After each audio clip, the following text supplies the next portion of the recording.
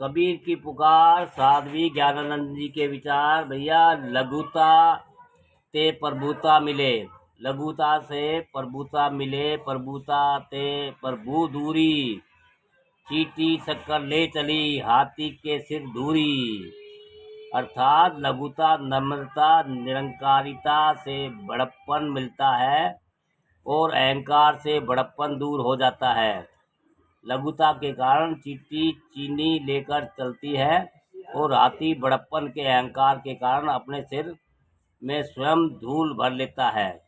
अर्थात अन्यंत्र सदगुरु कबीर साहब कहते हैं कि जो द्वितीया के चंद्रमा सिर नवे सब कोय।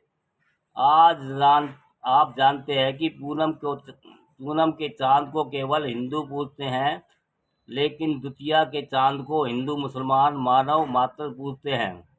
क्यों पूजते हैं? क्यों? कभी सोचा है? दूज का चांद झुका हुआ होता है और तुम भी शांति सुख चाहते हो तो झुकना सीखो। थोड़ा सा झुक जाने पर कई बिगड़ती बात बन जाती है। कबीर साहब एक पद में कहते हैं कि ज्ञानी तो मैं गुरु हूँ, अज्ञानी का दास। ठेंगा ठेंगी जहाँ लखो, मुखई दबाई घास। अर्थात ज्ञानी अज्ञानी तो समझदार लोग हैं, उन्हें समझाने के लिए मैं गुरु हूँ। और अज्ञानी जो बकवासवादी लोग हैं, जो केवल बात काटना जानते हैं कैंची की तरह, उनका मैं दास बन जाता हूँ। मैं कहता हूँ, अरे भैया ठीक है, हमें कुछ पता नहीं, हाथ जोड़ लेता हूँ, आओ। और ठेंगा ठेंगी जहाँ लखो, मुखई दबाई घास। जहाँ लड़ाई झगड़ा है वहाँ मैं मुंह में घास दबा लेता हूँ। घास दबा लेना मतलब पराजय स्वीकार कर लेना होता है। मैं पराजय स्वीकार कर लेता हूँ, कहता हूँ हाँ हाँ ठीक है, मुझमें भूल है, कृपा आप शांत हो जाइए। सदगुरु कबीर साहब कहते हैं, हरिजन तो हरा भरा जीतन दे संसार। हारे को हरि मिले, जीते जम के लार। हे भक्तजनों, हरिजन तो हारा ही भला है, संसार को जीत लेने दो। कलह को न बढ़ाने वाले लोग सहज ही शांति सुख संतोष संतुष्टि पा लेते हैं।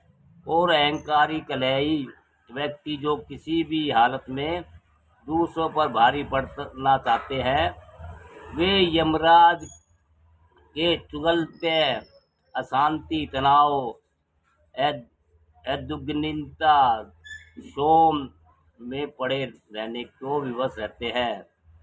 इसलिए सदगुरु कबीर साहब कहते हैं, मिलही संत वचन दू करिए, मिलही असंत मौन होए रहिए।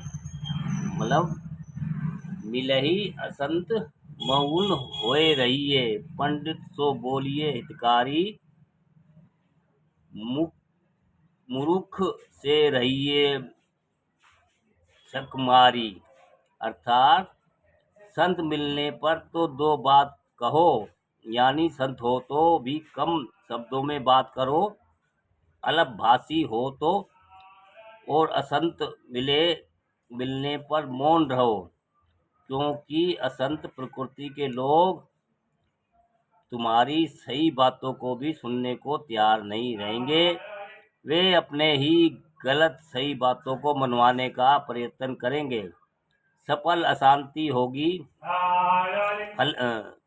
फलतः अशांति होगी। इसलिए सदगुरु मौन रहने को कहते हैं। हितकारी बातें पंडितों से ही बोलो, मूर्ख लोगों से दूर रहो। वाद विवाद मत करो, वाद विवाद विष घना, बोले बहुत उपाद। मौन गही गही हरि भजे, नामहु सुमिरे साथ। वाद विवाद में घना विष है, बोलने में बहुत उपाधि है, इसलिए जो साधु इस रहस्य को जानता है वह मौन गरी गरी हरि सुमरन करता है।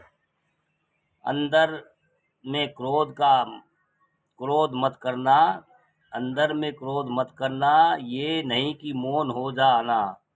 होठ को जबरदस्ती चुप कर लेना, पर अंदर अंदर होठ फड़फड़ाना और क्रोध के मारे अंदर अंदर जलते कुड़ते रहना, ऐसा मत करना।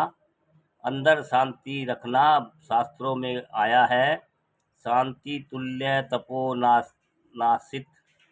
हम जिस पर क्रोध करते हैं उसका कितना नुकसान होता है यह तो पता नहीं। हो हो सकता सामने वाला अगर कबीर नानक की तरह ज्ञानी हो तो उसका नुकसान न हो, पर जो व्यक्ति क्रोध कर रहा है उसका नुकसान तो अनिवार्य रूप से होता है। मन क्रोध से भर गया, मन अशुद्ध हुआ, मन आंदोलित हुआ। हम दूसरों को दोष को देखें, दूसरों की व्यर्थ चर्चा सुने तो मन में नफरत हुआ,